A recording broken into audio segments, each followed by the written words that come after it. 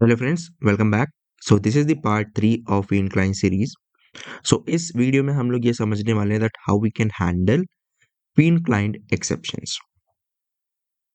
लेकिन इससे पहले अगर आपने part 1 and part 2 of this series नहीं देखे हैं, so please watch those videos and after that only continue with this video. You can find the link in the description और इन द कार्ड्स सेक्शन। तो जैसा कि हम लोगों ने लास्ट वीडियो में क्या करा कि फाइल स्टोरेज सर्विस में एक फंक्शनैलिटी इंप्लीमेंट करी, जिससे कि ये हो रहा था कि सिर्फ ऑथेंटिकेटेड यूजर फाइल को अपलोड या फिर डाउनलोड कर सकता था। ओके। तो यहाँ पर हम लोगों ने ये इंप्लीमेंट करा with the help of feign client. Okay. तो अब यहाँ पर क्या हो सकता है कि जब हम लोग ये जो रिक्वेस्ट है, ठीक है, ये जो रिक्वेस्ट है ये सेंड होती हैं, तो बहुत सारे केसेस में ऐसा हो सकता है कि इसमें कोई एरर आए, मतलब सक्सेसफुल रिस्पॉन्स हमें ना मिले। सो हमें उनको भी हैंडल करना होता है। और जैसा कि अभी हमारी एप्लीकेशन में कोई भी एक्सेप्शन हैंडलिंग नहीं है, तो अभी क्या होता है, अगर मैं यहाँ पर एप्लीकेशन रन करूँ, सो यहाँ पर हमारी एप्लीकेशन स्टार्ट हो गई है। और अगर हम लोग यहाँ पर लॉगिन करते हैं, ठीक है, तो ओके, इस डीबग पॉइंट को मैं हटा देता हूँ। ठीक है, तो यहाँ पर हमें टोकन मिल गया। अब लेट्स से कि हम लोग क्या करते हैं, यहाँ पर फाइल लोड के केस में ये जो टोकन है, ठीक है, इसको हम लोग टैम्पर करके सेंड करते हैं। ठीक है। तो अब यहाँ पर क्या हुआ कि अगर हम लोग फाइल स्टोरेज सर्विस में देखें, तो यहाँ पर एक एक्सेप्शन आई। ठीक है, यहाँ पर फीन एक्सेप्शन आई। ओके। और यहाँ पर हम लोगों ने उसको हैंडल करा नहीं। सो यहाँ पर क्या हुआ कि फाइल स्टोरेज सर्विस में ये हैंडल नहीं हुई, और हमें जो रिस्पॉन्स मिल रहा है वो क्या मिल रहा है, 500 इंटरनल सर्वर एरर। ठीक है। लेकिन अगर हम लोग इसको यहाँ पर ऑथेंटिकेशन सर्विस में देखें, तो यहाँ पर सिंपली एक एक्सेप्शन आ रही है। यहाँ पर एक मैसेज आ रहा है कि JWT एक्सेप्शन कर, ठीक है, और यहाँ से 401 रिटर्न हो रहा है। ठीक है। लेकिन अब हमें क्या करना है कि यहाँ पर जो ऑथेंटिकेशन सर्विस से जो एरर रिस्पॉन्स आ रहा है, ठीक है, 401, हमें उसको फाइल स्टोरेज सर्विस में हैंडल करना है। ठीक है। तो यहाँ पर हम लोग उसको हैंडल कैसे करेंगे, हम लोग हैंडल करेंगे with the help of error decoder. Okay. तो यहाँ पर हम लोग इम्प्लीमेंट करने से पहले, एरर डिकोडर को इम्प्लीमेंट करने से पहले, लेट्स सी वन फ्लो। ठीक है। तो यहाँ पर क्या हो रहा है कि सपोज हमारे पास एरर रिस्पॉन्स आता है फीन क्लाइंट के पास। सो फीन क्लाइंट हमें, फीन क्लाइंट एक एक्सेप्शन थ्रो करेगा, that is Fin client exception. ठीक है, जो कि एरर डिकोडर के पास जाएगा। एंड यहाँ पर हम लोग क्या कर सकते हैं कि हम लोग एक कस्टम लॉजिक लिख सकते हैं, जिसकी हेल्प से हम लोग जो एरर्स आ रहे हैं, ठीक है, जो फीन क्लाइंट के एरर्स हैं या एक्सेप्शन है, उनको हम लोग डिकोड कर सकते हैं। एंड डिकोड करने के बाद यहाँ पर एक मेथड होता है, दैट इज डिकोड, जिसका नाम डिकोड होता है, और वो एक्सेप्शन रिटर्न करता है। ओके। तो हम लोग, जो हमें एक्सेप्शन मिल रहा है उसको हम लोग प्रॉपर्ली डिकोड कर लेंगे, एंड फिर जो हमारी एप्लीकेशन में हमने कस्टम एक्सेप्शन बना रखे हैं, या फिर हम लोग जो एक्सेप्शन यूज करना चाहते हैं, हम लोग उसको रिटर्न कर देंगे। ठीक है। रिटर्न करने के बाद क्या होगा कि वो जो एक्सेप्शन है that will be captured by controller advisor. ठीक है। तो यहाँ पर जो कंट्रोलर एडवाइजर है वो ग्लोबल लेवल पर एक्सेप्शन हैंडलिंग के लिए यूज होता है। ओके। तो यहाँ पर वो एक्सेप्शन जाएगा, एंड उसके बाद यहाँ पर हम लोग एक प्रॉपर एरर रिस्पॉन्स बनाकर रिटर्न कर देंगे क्लाइंट को। ठीक है। सो कुछ इस तरीके से हमारा जो फ्लो है वो चलने वाला है। अब यहाँ पर हम लोग एरर डिकोडर बना लेते हैं। ठीक है। तो हम लोग यहाँ पर एक पैकेज बनाते हैं, हैंडलर, एंड इसमें हम लोग क्रिएट करते हैं कस्टम एरर डिकोडर। ठीक है। एंड ये इम्प्लीमेंट करेगा एरर डिकोडर को। ठीक है। और यहाँ पर एक मेथड है डिकोड। ठीक है, जैसा कि मैंने अभी बताया। और यहाँ पर हमें दो चीजें मिल रही हैं, एक स्ट्रिंग एस और दूसरा रिस्पॉन्स। सो इस स्ट्रिंग एस को हम लोग चेंज करके कर लेते हैं मेथड की। अब यहाँ पर हमें क्या मिल रहा है, मेथड की एंड रिस्पॉन्स। तो हम लोग एक काम करते हैं, सबसे पहले तो हमें यहाँ पर इसको एट कंपोनेंट से एनोटेट करना है, देन हम लोग SLF4J का यूज करेंगे और यहाँ पर हम लोग इन दोनों को लॉक कर लेंगे, ठीक है। तो यहाँ पर हम लोग लिख लेते हैं एरर डिकोडर और यहाँ पर हम लोग मेथड की एंड रिस्पॉन्स को लॉक करते हैं और देखते हैं कि हमें एक्चुअल में यहाँ पर क्या वैल्यू मिल रही है। सो हम लोग दोबारा से इस रिक्वेस्ट को हिट करते हैं एंड वापस चलते हैं हम लोग फाइल स्टोरेज सर्विस में और अगर हम लोग यहाँ पर लॉग देखें तो लॉग में यहाँ पर हमारे पास ये है हमारा कस्टम एरर डिकोडर का लॉग, ठीक है।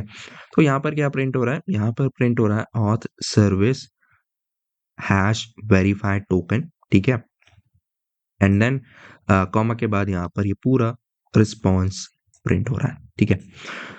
सो यहाँ पर हमें जो फोकस करना है वो फोकस करना है मेथड की पर। सो मेथड की क्या है, मेथड की हमें ये बताती है कि सपोज हमारे एप्लीकेशन में मल्टीपल फील्ड क्लाइंट्स है, ओके।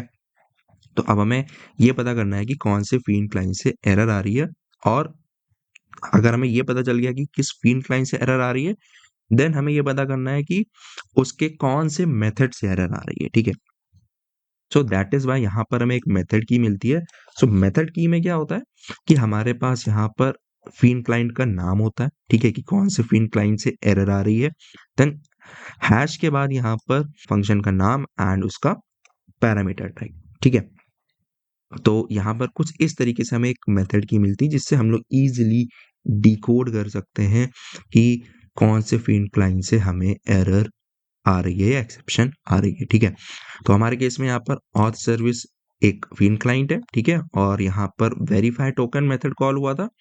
सो यहाँ पर हैश वेरीफाई टोकन एंड यहाँ पर हम लोग स्ट्रिंग एज अ इनपुट ले रहे हैं। सो यहाँ पर ब्रैकेट में स्ट्रिंग है, ठीक है। सो यहाँ पर हम लोग लिख लेते हैं इफ मेथड की कंटेन्स वेरीफाई टोकन, ठीक है।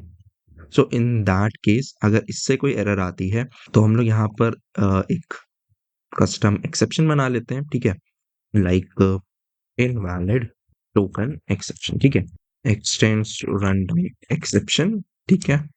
और यहाँ पर हम लोग सिंपली एक कंस्ट्रक्टर भी क्रिएट कर लेते हैं। सो इस केस में हम लोग यहाँ पर रिटर्न कर देंगे new invalid exception, invalid token exception और यहाँ पर हम लोग मैसेज को पास कर देंगे इनवैलिड टोकन, ओके।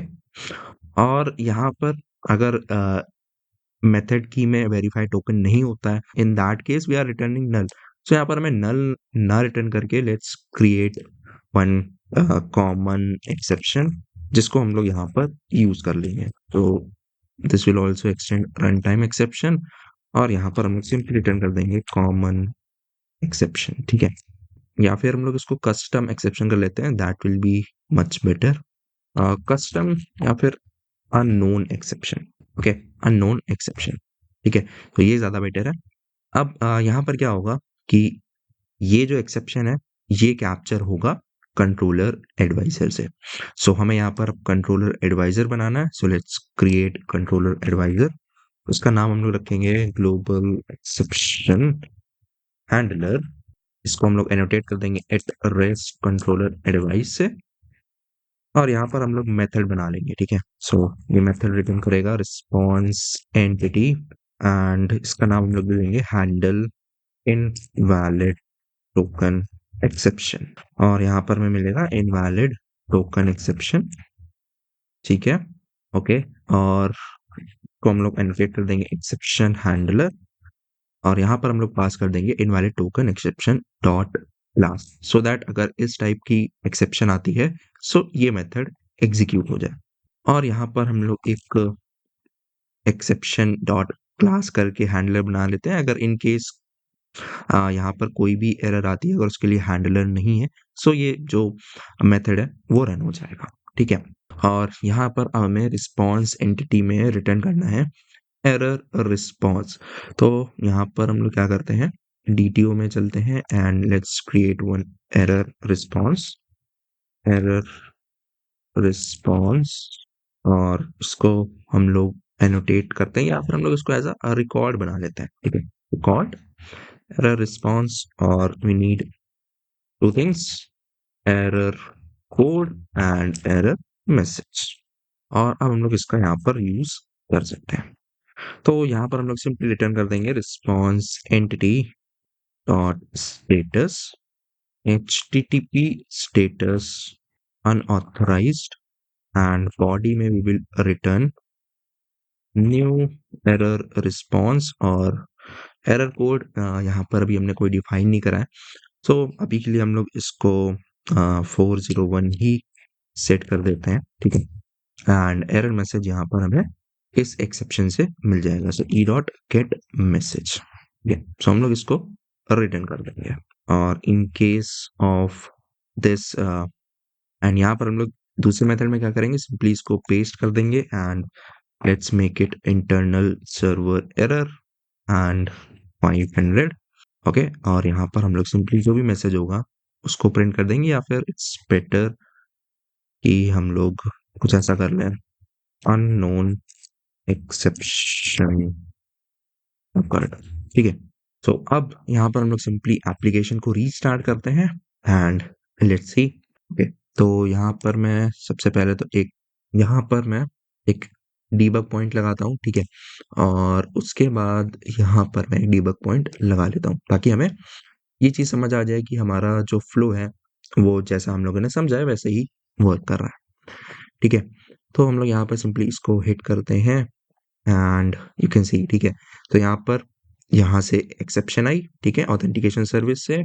देन यहाँ पर हम लोग गए कस्टम एरर डिकोडर पे, ओके। और यहाँ पर हम लोग आ गए हैं, ठीक है। और एक डीबग पॉइंट यहाँ पर भी मैं लगा लेता हूँ। और यू कैन सी कि हमारा जो हमें मेथड की मिली थी इसमें वेरीफाई टोकन था, सो यहाँ पर हम लोग रिटर्न कर रहे हैं इनवैलिड टोकन एक्सेप्शन। और then we are going inside this method, ठीक है। और अब हम लोग अगर यहाँ पर रिस्पॉन्स देखते हैं, सो यहाँ पर एक प्रॉपर रिस्पॉन्स आ रहा है that error code is 401 and error message invalid token, ठीक है। So this is how we can handle Bean client exception in our Spring Boot application. Okay. So that's it for this particular video. And if you like this video, then do press a like button and share it with your friends, and also subscribe to this channel for more such videos. Thank you so much for watching. Bye bye.